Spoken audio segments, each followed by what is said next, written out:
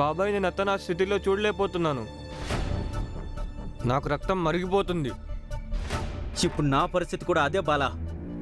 ఇంట్లోకి అడుగు పెడితే ఇంటి గోడలు నన్ను చూసి వెక్కిరిస్తున్నట్టుగా అనిపిస్తోంది. నా ఇంటిని తగలెట్టారు వాళ్ళు. మా అమ్మకి ఒళ్ళు కాలిపోయింది. నా మేనకోడల విషయంలో ఏదేదో జరిగింది. కానీ నేనేమీ చేయలేకపోయాను. చూస్తూ ఉన్నాను. అదేగా బాబాయ్, నాకు కూడా నా చేతకాని తనం మీద కోపం వస్తుంది. అసలు మనం ఇంత నిస్సహాయాలుగా ఎందుకయ్యాం? ఒకడెవరో నా తల్లి దగ్గర బంగారం లాక్కుంటాడు, మనం చూస్తూ ఉంటాం. ఇంకెవడో మా అత్తని తోసేసిపోతాడు, అయినా కూడా మౌనంగానే ఉంటాం. నేను ఇంకా ఇలా చెవటలా ఉండలేను.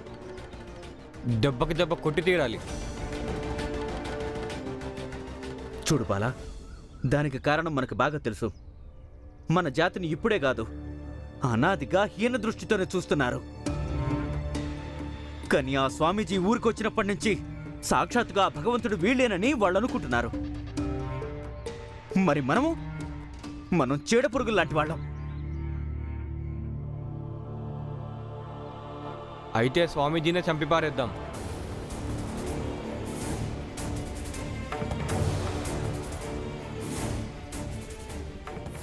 వాడిని నరికి పారేద్దాం.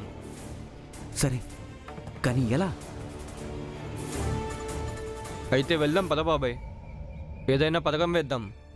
పద.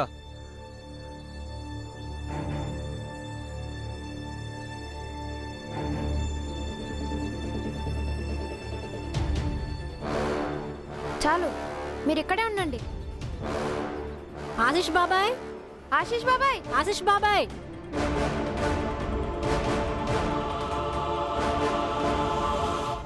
చూడండి, ఈయన మంచానికి బదులు మా అమ్మ నగలు తీసుకున్నాడు. అందుకే మేము ఈ కొత్త మంచం తీసుకొచ్చాము. దీన్ని మేము ఎవరం కూడా తాకలేదు. అందుకని ఈ మంచం అపవిత్రం అవ్వలేదు.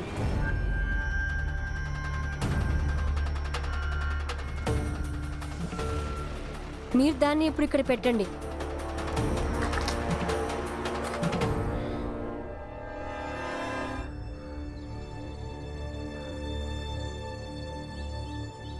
ఇప్పుడు మీరు ఈ మంచం తిరిగి తీసుకొని మా అమ్మ నగలు తిరిగి ఇచ్చేయండి. పిచ్చోడ్లా కనిపిస్తున్నానా నీకు? నువ్వు ఏదో ఒకటి వాగుతుంటే వింటూ ఉంటానికి. ఇదిగో సోదరులారా, వీడి మాటలు వింటూ మీ సమయాన్ని వృధా చేసుకుంటున్నారు. వెళ్ళండి వెళ్ళండి, రోజుకో కొత్త నాటకం వేయడం వీడికి బాగా అలవాటైంది. సరే, అయితే మేము ఇక్కడే ఉంటాము.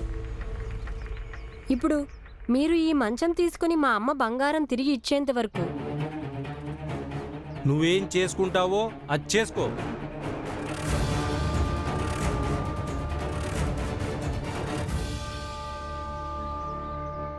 మా అమ్మ బంగారం ఇవ్వు, లేకపోతే మేము ఇక్కడి నుంచి వెళ్ళము.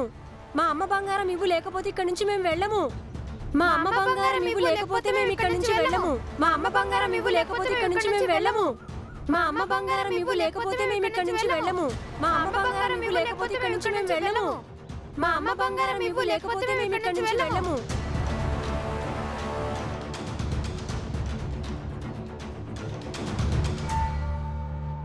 ఈ బంగారం ఎట్టి పరిస్థితుల్లో వాడికి ఇవ్వను. ఏదైతే అది అవుతుంది. మా అమ్మ బంగారం ఇవ్వు, లేకపోతే మేము ఇక్కడి మీరెంత నుంచి మొత్తుకున్నా వెళ్ళము. నేను ఇవ్వను. మా అమ్మ బంగారం ఇవ్వు, లేకపోతే ఇక్కడి నుంచి మేము వెళ్ళము. మా అమ్మ బంగారం ఇవ్వు, లేకపోతే మేము ఇక్కడి నుంచి వెళ్ళము. మా అమ్మ బంగారం ఇవ్వు, లేకపోతే ఇక్కడి నుంచి మేము వెళ్ళము. మా అమ్మ బంగారం ఇవ్వు, లేకపోతే మేము ఇక్కడి నుంచి వెళ్ళము. మా అమ్మ బంగారం ఇవ్వు, లేకపోతే ఇక్కడి నుంచి మేము వెళ్ళము. మా అమ్మ బంగారం ఇవ్వు, లేకపోతే మేము ఇక్కడి నుంచి వెళ్ళము. మా అమ్మ బంగారం ఇవ్వు, లేకపోతే ఇక్కడి నుంచి మేము వెళ్ళము. మా అమ్మ బంగారం ఇవ్వు, లేకపోతే మేము ఇక్కడి నుంచి వెళ్ళము. మా అమ్మ బంగారం ఇవ్వు, లేకపోతే ఇక్కడి నుంచి మేము వెళ్ళము.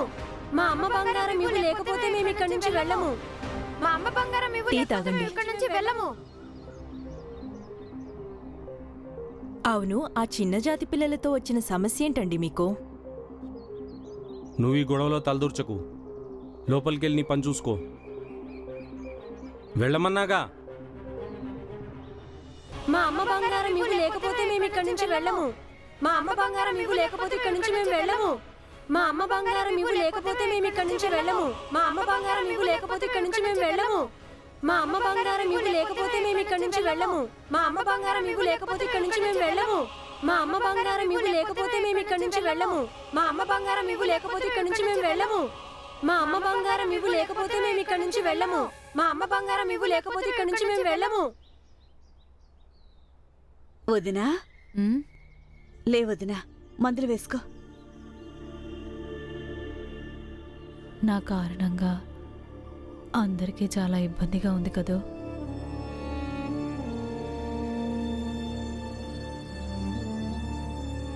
లేచి మందులు వేసుకో. లే. ఇప్పుడు చాలా ఖర్చు అయింది కదా వదినా. దానికన్నా నేను చనిపోయి ఉంటే మీకు అందరికీ ఇంత ఇబ్బంది ఉండేది కాదు. నీ అతివాగుడు కట్టిపెట్టు.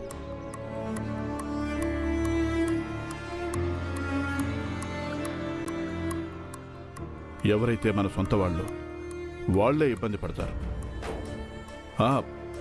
ఈ విషయం నిజమే.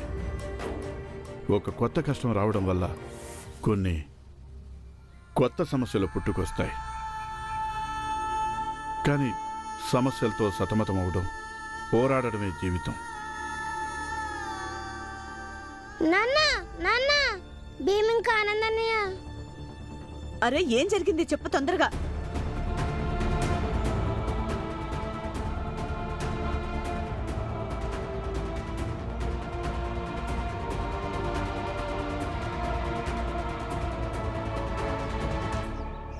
ఎవరున్నారు అక్కడ? అక్కడ భీమ్ ఇంకా ఆనందన్నయ్య ఉన్నారు. వెళ్ళండి, వెళ్ళి వాళ్ళని ఆపండి. చూడండి, నాకు బంగారం గింగారం ఏం అక్కర్లేదండి. మీరు అర్థం చేసుకోండి. భీమబాయ్, అరే, వాడు ఏం చేస్తున్నాడో అది వాడిని చేయని. కానీ ఇప్పుడు విషయం కేవలం నీ బంగారం గురించే కాదు. అసలు సమస్య నీ నిస్సహాయతనే అలుసుగా తీసుకోడు. ఆ వ్యక్తికి ఇది తెలియడానికి అతను ఏదైతే చేశాడో అది అపరాధమని. కాబట్టి అపరాధులకు వ్యతిరేకంగా పోరాడే వాళ్ళకి మనం తోడుగా నిలబడాల్సి ఉంటుంది, విరుద్ధంగా కాదు. సరే, ఏదో ఒకట్లే. మీరైతే అక్కడికి వెళ్ళండి. చూడండి, మీరు అర్థం చేసుకోరేంటి? అక్కడ ఏమన్నా జరిగితే ఎలా? లేదు, ఈ సమస్యని వాడిని ఒంటరిగా పరిష్కరించనివ్వు. మనం తల్లిదండ్రులం, జీవితాంతం వాళ్ళకి తోడుగా ఉండం. ఇక ఎవరైతే ఒంటరిగా నడవడం అలవాటు చేసుకోరో వాళ్ళు జీవితాంతం పిరికివాళ్ళుగా మిగిలిపోతారు.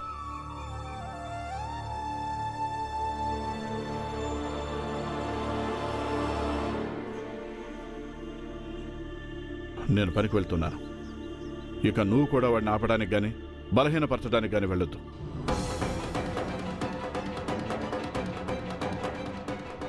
మీరాన్ని జాగ్రత్తగా చూసుకో.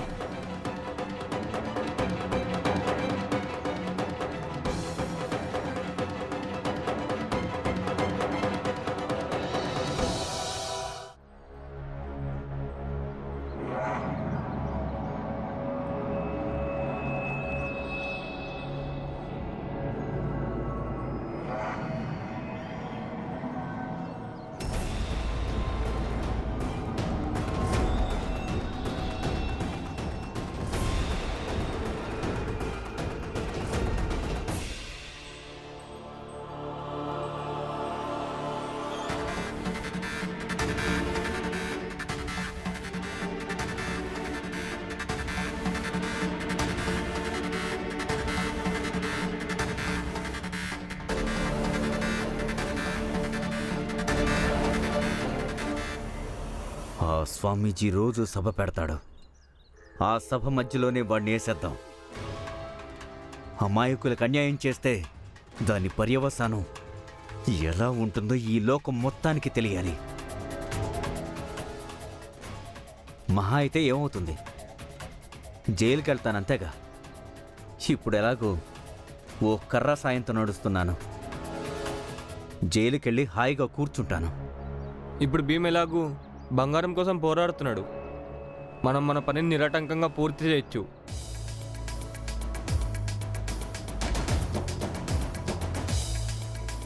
సభ మొదలవటానికి ఎదురు చూస్తూ ఉందాం.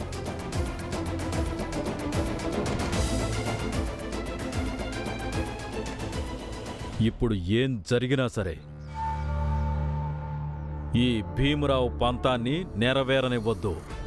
శెట్టి గారు, మీరు నిశ్చింతగా ఉండండి. వాళ్ళు కేవలం ఇద్దరే, భీమరావు ఇంకా ఆనంద్. ఇద్దరిని ఇక్కడి నుంచి తీసుకెళ్ళి ఎక్కడైనా పడేద్దాం. ఎందుకంటే శత్రువు ఎప్పుడైతే ఒంటరిగా దొరుకుతాడో అప్పుడే వాడిని కొట్టడం మంచిది, తెలివైన పని. మరింకా ఆలస్యం ఎందుకు? వాళ్ళిద్దరూ మనం నలుగురం. చూద్దాం వీళ్ళేం చేస్తారో. పట్ట తీసుకురా.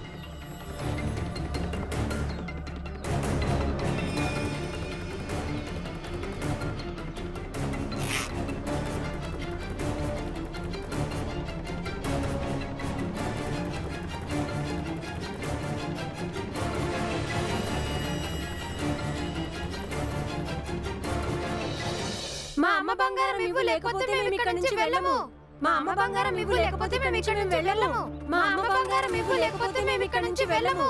మా అమ్మ బంగారం ఇవ్వండి, లేకపోతే వదలండి, తప్పకా వదలండి, వదలండి మమ్మల్ని. తప్పకా. వీళ్ళిద్దరిని తీసుకెళ్లి లోయలో పడేయండి. తర్వాత శుద్ధీకరణం చేయించుకుందాం. నా బంగారం ఇవ్వు, లేకపోతే మేము వెళ్ళాం.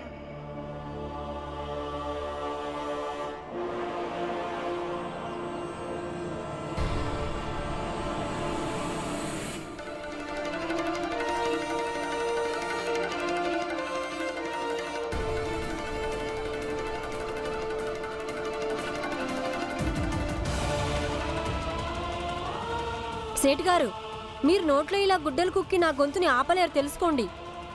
ఒకరి గొంతుని నొక్కాలనుకుంటే ఇంకా ఎన్నో గొంతులు లెగుస్తాయి.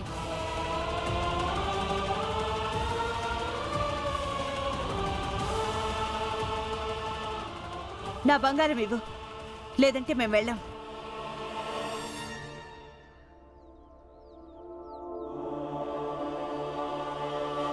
జై భీమ్! జై భీమ్! జై భీమ్! జై భీమ్! జై భీమ్!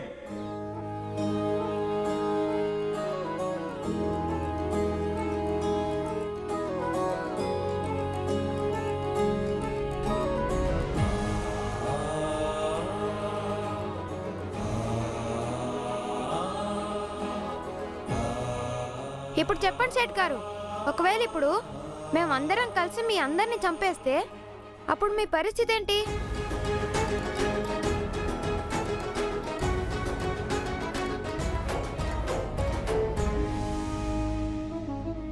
ఇప్పుడు మీరందరూ ఎక్కువ మంది ఉన్నారు, అందుకే ఏమీ అనడం లేదు.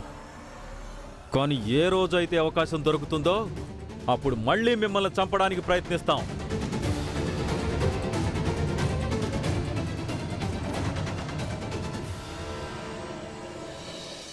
కానీ మా వాళ్ళు మాత్రం అలా చెయ్యరు. మీరు ఏదైనా చేసే ముందు మీరు అసలు ఒక్కసారి కూడా ఆలోచించరు. ఇక ప్రాణం మాదైనా లేక మీదైనా అందరికీ ఒకే రకమైన విలువ ఉంటుంది. మీ అందరికీ ఇంకొక విన్నపం. మీరు మీ స్వామి గారిని అడగండి, ఆత్మకి ఏమైనా భేదం ఉంటుందా?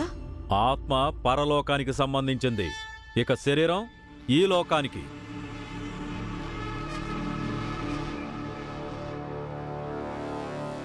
ఇంకొక విషయం, నేను ఇక్కడికి మా అమ్మ నగలు తీసుకోవడానికి వచ్చాను. ఖచ్చితంగా అవి తీసుకునే వెళ్తాను. అవి నేను ఇచ్చే ప్రసక్తే లేదు. మా బంగారం ఇవ్వండి, లేదంటే మేము వెళ్ళాం. బంగారం ఇవ్వు, లేకపోతే మేము వెళ్ళాం. బంగారం ఇవ్వు, లేకపోతే మేము వెళ్ళాం. బంగారం ఇవ్వు, లేకపోతే మేము వెళ్ళాం. బంగారం ఇవ్వు, లేకపోతే మేము వెళ్ళాం.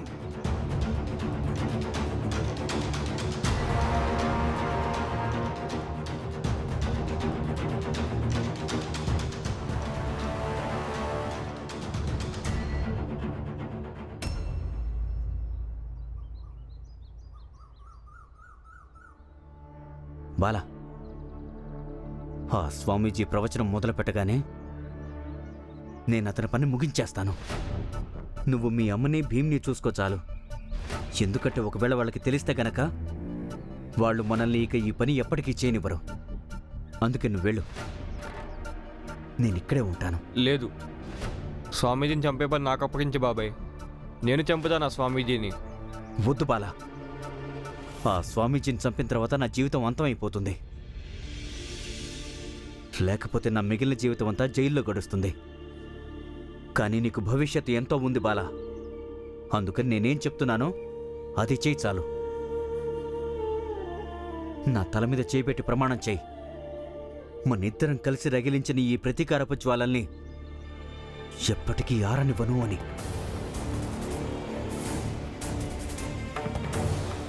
నేను ప్రమాణం చేస్తున్నాను, ఈ ప్రతీకారపు జ్వాలలు ఎప్పటికీ ఆరవు.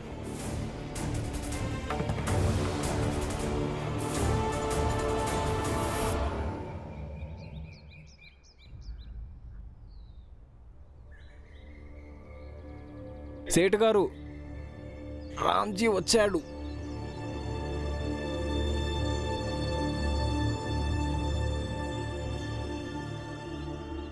నమస్తే సేట్ గారు. ఏమైంది? నువ్వు తిరిగి వచ్చావా? ఏం ఆలోచించుకొని వచ్చావు? నిన్న అంత తతంగం జరిగిన తర్వాత కూడా నీకింకా పనిస్తాననే? సేటు గారు, కొంతమంది సికండోళ్ళు ఉంటారు. వాళ్ళకు అసలు సిగ్గు అనేదే ఉండదు. అయినా జాతి ప్రభావం కూడా ఉంటుందిలే. వెళ్ళగొట్టినా సరే మళ్ళీ తిరిగి వస్తారు. సేట్ గారు, ఇంటి నుంచి ఎప్పుడైతే బయలుదేరానో అప్పుడు ఆలోచించలేదు మీరు నన్ను పనిలో పెట్టుకుంటారో పెట్టుకోరో అని. కానీ ఎప్పటి వరకైతే మీరు స్వయంగా నన్ను పనిలో నుంచి తీసేయడం జరగదో అప్పటిదాకా ఆశ సజీవంగా ఉంటుంది. ఇక ఆశే మనిషిని బతికిస్తుంది. సైన్యంలో పనిచేస్తున్నాను, అందుకే నాకు తెలుసు బ్రతకడం కంటే ఎక్కువగా ఆఖరి శ్వాస దాకా పోరాడడం అత్యంత ముఖ్యం. సరే సరే, ఆ పాత్రలు ఇంకా నీళ్లు తీసుకొని లోపలికెళ్ళు. అలాగే. ఇవాటి నుంచి అక్కడే కడుగు. ఎందుకంటే రేపు అనుకోకుండా నీ భార్య లేక బిడ్డలు వస్తే అప్పుడు నువ్వు నటించాల్సిన అవసరం ఉండదు.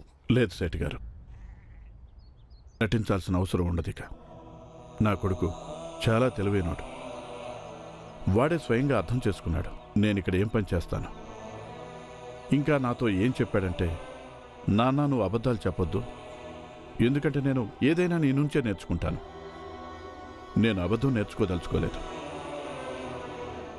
ఇప్పుడు మీరు నన్ను ఈ పరిసరాలకి బయట నడి రోడ్డులో నిలబడి పళ్ళాలు కడగమని చెప్పినా సరే నేను కడుగుతానండి.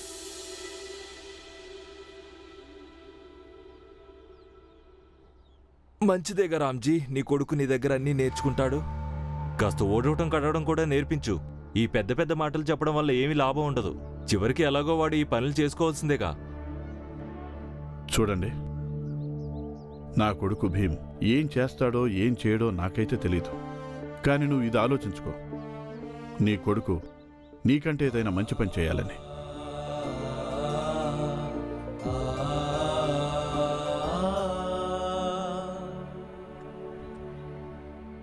బంగారం ఇవ్వు, లేకపోతే మేము వెళ్ళము. బంగారం ఇవ్వు, లేకపోతే మేము వెళ్ళము. బంగారం ఇవ్వు, లేకపోతే మేము వెళ్ళము. బంగారం ఇవ్వు, లేకపోతే మేము వెళ్ళము. చూడండి, వీళ్ళందరూ చాలా గొడవ చేసేలా ఉన్నారు.